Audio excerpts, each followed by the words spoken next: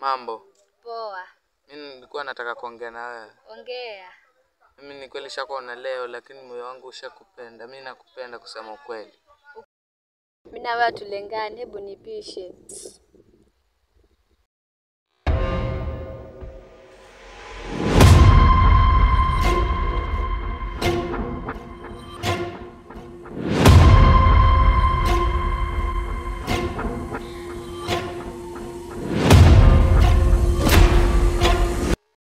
Lakini sitakufa moyo, utajaribu tena. Wacha niende.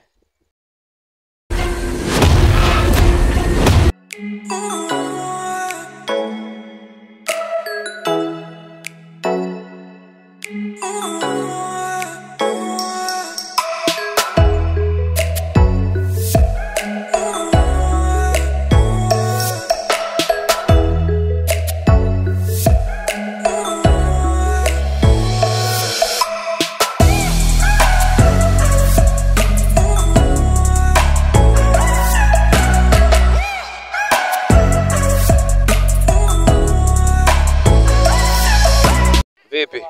Nakwambia jana nishapata na mtoto mkali anaitwa Anita. Nishamwambia maneno yangu yote lakini amenikataa vile vile. Yaani ule mtoto pale juu naye amekushinda? Amenishinda.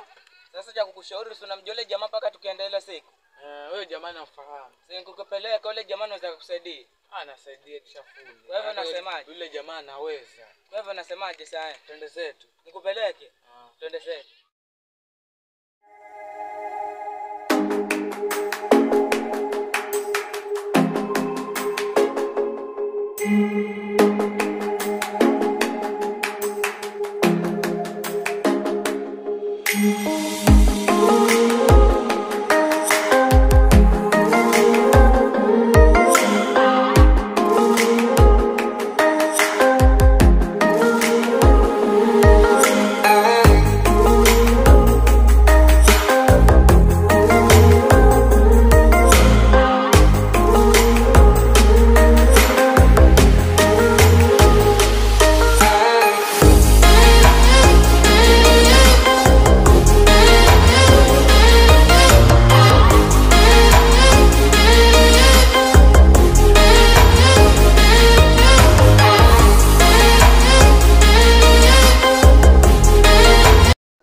Karibuni vijana, karibuni.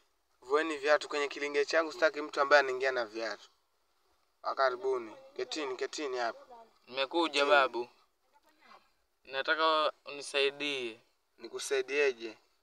Yaani nimefuata msichana lakini msichana shongea naye lakini hakunisikiliza kabisa. Sijui utanisaidiaje. Hii ni kazi ndogo sana kwangu. Nitaweza kukusaidia na ukitoka hapa hakutakuwa na matatizo yoyote. Natumaini yule msichana atakupenda. Sawa baba. Usijali kabisa, usijali nakusaidia sasa hivi. Sawa. Sasa hivi nakusaidia kijana na hutakuwa na matatizo yoyote. Na ukitoka hapa natumaini yule msichana atenda kupenda.